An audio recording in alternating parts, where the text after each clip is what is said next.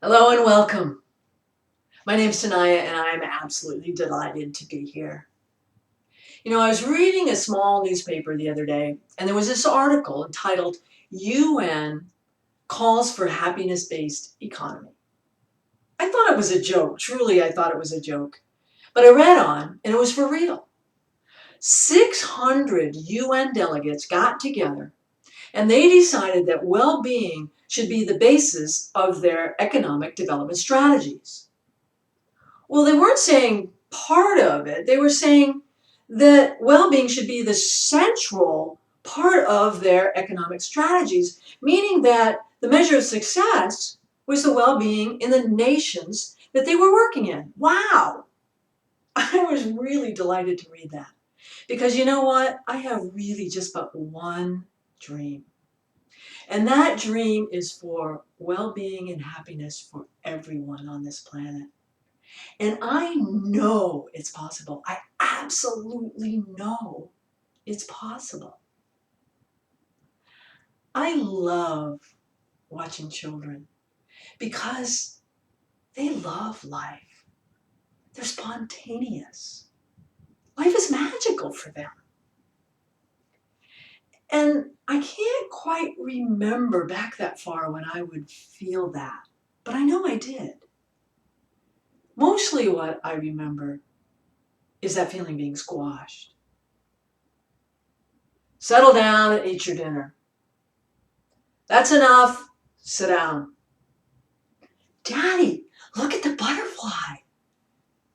Get in the car, we need to go. That's what I remember. And it's not like we didn't have good moments or happy moments in my childhood. Absolutely.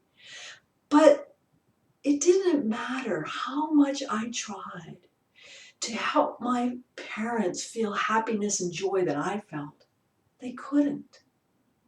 Mostly what I felt was seriousness or sadness and sometimes anger. It was when I was 5 years old that I gave up. I don't remember what was happening that day, but I was really discouraged. And I went downstairs into the basement, which was also a childhood playroom. And there was sun shining through the upper window onto the floor. And I remember lying on the floor in the sun, in the warmth of the sun. And I can look back now, and that was the moment when I gave up on believing in happiness. And I took on the adult version of happiness.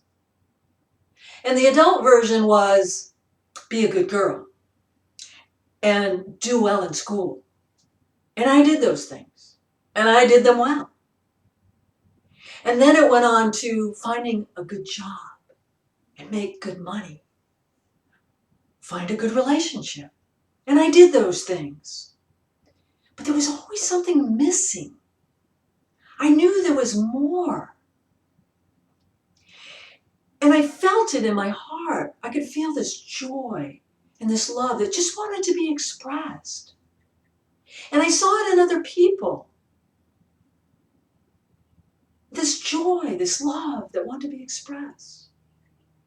And yet I would look at them and they didn't look happy. And so I tried new things. And I tried meditation. I tried self-help. But that happiness continued to elude me. But I thought, if this joy and this love is in my heart and I see it everywhere else, isn't this possible? And sometimes I would read behavior studies, and there was this one, probably everybody knows it, the 100th monkey. That was my favorite, because the 100th monkey said that if a certain percentage of the population took on a new behavior, then pretty much by osmosis, the rest of the population would take on that behavior. There was another study I loved that says that if one person learns a new behavior, it makes it easier for another person. And I thought about the 4-minute mile. Remember when that was broken? And then everybody was, well, not everybody was breaking the 4-minute mile. I certainly never ran a 4-minute mile. But the competitors, the good competitors, they started breaking the 4-minute mile themselves. And then there's one other study that I would hold in my heart with hope.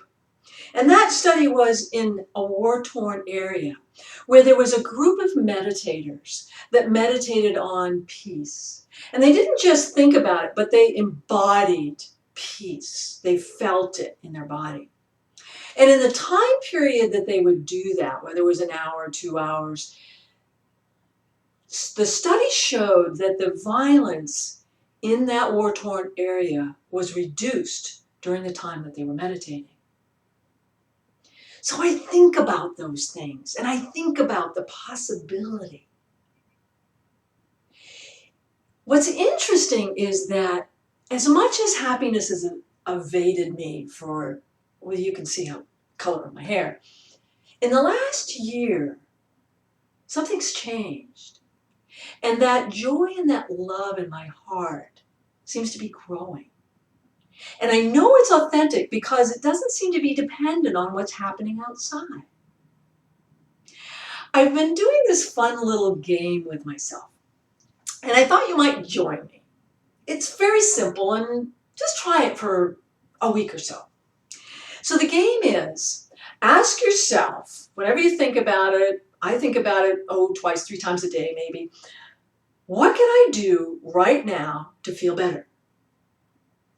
I love a couple things about this. One is that it's a question. And in that question is lots of possibility. The other thing I like about this question is that I'm not postponing it. The question is, what can I do right now to feel better?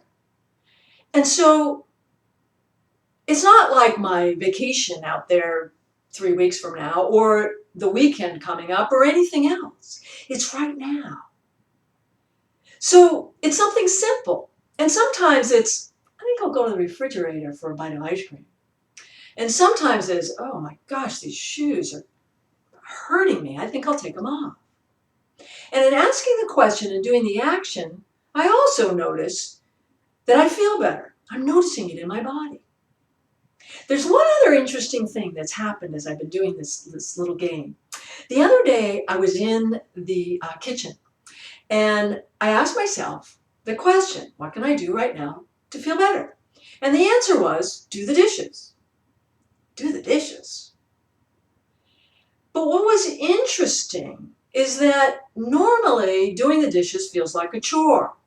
And it's not something that I would associate necessarily with feeling better. But because I'd asked the question, and this is what came up, my body actually did feel better. And as I did the dishes, my body felt better. And afterwards, I felt a lot better because my house was cleaner. And I thought, wow, what else is possible? So I want to invite you to try it out, to share with me. Because if the UN has decided that well-being should be at the center of their economic development strategies, shouldn't we be thinking about it? And if the 100th monkey is for real, then what's it going to take? 1,000 people? 10,000 people? What do you think? I hope you'll join me. Thank you.